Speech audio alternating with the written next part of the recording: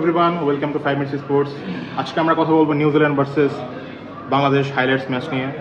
আজকে আমাদের guest is not only sportsman, not only fitness trainer. অনেকে আপনারা পুরনো ফিটনেস নামে চিনেন। So he is none other than Pranab Sarkar Apu.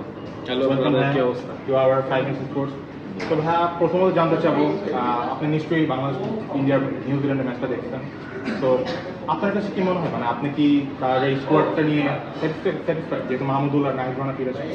Overall তো স্যাটিসফ্যাকশন আছে, কিন্তু দিন শেষে কি আমরা কাউন্ট করি কি আমাদের আমরা জয় পাচ্ছি না। তো আপনার স্কোয়াডস যতই ভালো হোক, আমাদের টিম যতই ভালো হোক, কিন্তু আমাদের বিজয়কে ছিনিয়ে নিয়ে আসতে হবে। আমরা পরপর দুইটা ম্যাচ কি হেরে গেলাম। এখন আপনার নিশ্চয়ই কোনো ঘাটতি আছে প্লেয়ারদের। আরেকটা ব্যাপার হলো ফিটনেস। আপনি যদি প্লেয়ারগুলোকে দেখেন, ফিটনেস অনেক ঘাটতি আছে এখনো। আমার মনে হয় ওদের জিমে আসা উচিত, ভালো স্ট্রেংথ ট্রেনিং করা উচিত আরও, এবং আসা ওভারঅল আরও সব কিছু নিয়ে আবার চিন্তা করতে হবে।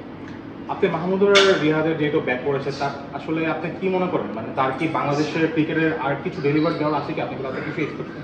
না, মাহমুদুল্লাহ রিয়াদ তো অবশ্যই খুবই ভালো একজন ব্যাটসম্যান, আমাদের একজন নির্ভরযোগ্য ব্যাটসম্যান, কিন্তু অনেক বছর তো সে দিয়েছে। কিন্তু এখন আমার মনে হয় আমাদের টিমে নতুন এনার্জি দরকার, নতুন এনার্জেটিক পার্সন দরকার।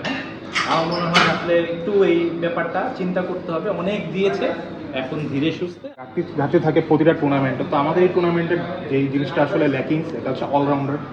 আপনি কি কোনো মতে মনে করেন কিনা যে আসলে বাংলাদেশের টিমের যে অলরাউন্ডার, মানে একটু তাদের পাইপলাইনটি স্ট্রং করা উচিত, যেহেতু তারা আসলে সাকিব আল হাসানের মতন ক্রিকেটার আর পায়নি বাংলাদেশ? ডেফিনেটলি অলরাউন্ডার যে বিষয়টা, আমাদের যেমন আগে সাকিব আল হাসান ছিল ব্যাটিং বোলিংয়ে, কিন্তু তার উপর শুধু আমাদের দেশের মানুষ না, আমাদের বাংলাদেশের প্লেয়াররাও নির্ভরযোগ্য ছিল।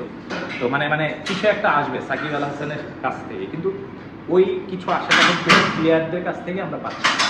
তো সাকিব আল হাসান যে কোনো কারণে হোক, এখন যেহেতু দলে নেই, কিন্তু এই জায়গাটা আসলে অপূরণীয়, পূরণ হচ্ছে না। আমাদের মনে হয় প্রান্তিক লেভেল থেকে আরও ভালো অলরাউন্ডার নিয়ে আসা উচিত। এখনও এই সেক্টরটা একদমই ল্যাকিংস আছে আমার কাছে মনে হয়। যদি আমরা আসলে বাংলাদেশ ক্রিকেটের টুর্নামেন্টের কথা বলি, আপনার কাছে কি মনে হয় যে আসলে বাংলাদেশ প্রতিবারই আপনার যে নেক্সট ওয়ার্ল্ড কাপ বা নেক্সট টুর্নামেন্ট তারা টার্গেট করে? আসলে নেক্সট বা ভবিষ্যৎ নির্ভর করে কি প্রেজেন্টের উপর। আপনি প্রেজেন্টে জিততে পারছেন না, হেরে গিয়ে প্রতিবারই বলছেন নেক্সট ম্যাচ, এটা তো আসলে হয় না। আপনার বর্তমানে হেরে কিভাবে আপনি নেক্সটে? Player is the pillar of success, কিন্তু কতবার আপনি ফেল করবেন? আমাদের আদু ভাই হওয়ার আর কোনো ইচ্ছে নেই, আমাদের জিততে হবে। জিতলে আমরা নেক্সটে ভালো কিছু করতে পারবো। এই নেক্সট প্ল্যান বলতে কিছু না, সবসময় প্রেজেন্ট প্ল্যান নিয়ে থাকতে হবে। সোফার আপনার কাছে শেষ প্রশ্ন জানতে চাবো, বাংলাদেশের ক্রিকেটের আপনার সোফার এক্সপেকটেশন কীরকম, বা আপনার এই টুর্নামেন্ট আসলে আপনি কি এক্সপেক্ট করেছেন? আমার এক্সপেকটেশন সবসময় জিততে হবে, হারা বলতে কিছু নেই। হ্যাঁ, আমাদের সবসময় জিততে হবে, এবং প্রতিবারই আমরা মুখ দিয়ে বলি কি জিতবো, কিন্তু হেরে যাচ্ছি। হ্যাঁ, আমাদের টার্গেট একদম প্রথম থেকেই। আপনি যখন খেলাগুলো দেখবেন, আমার কাছে প্রথম থেকেই মনে হচ্ছে কি ওরা আসলে 200, 220, 30, 50 একটা স্কোরের জন্য খেলছে, কিন্তু আমাদের যে জিতার জন্য, আমরা যাদের সাথে আমরা খেলছি, পাকিস্তান, ইন্ডিয়া, নিউজিল্যান্ড, হ্যাঁ, এই ধরনের টিমের সাথে আপনি 300, 350 রান করেও কি অনিশ্চিত জিততে পারবেন কিনা। এখন আপনি যদি প্রথমে নেমেই প্ল্যান করেন, আপনি এত ডট দিচ্ছেন, আপনি রান নিচ্ছেন না, হবে না।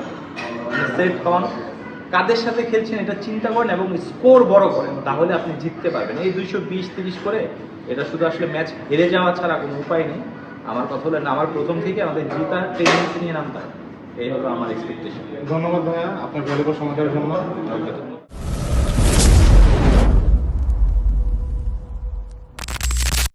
আমার মনে হয় ইয়াসিনের নতুন একটা ফেসবুক পেজ বা ইউটিউব চ্যানেল, তো আমার মনে হয় রেগুলার আপনি এটা দেখবেন, এবং অবশ্যই যেহেতু আমি ফিটনেস নির্ভর মানুষ, নিয়মিত জিম করেন, এবং এটা আপনার অবশ্যই স্পোর্টসে হেল্প করবে। Tata, take care.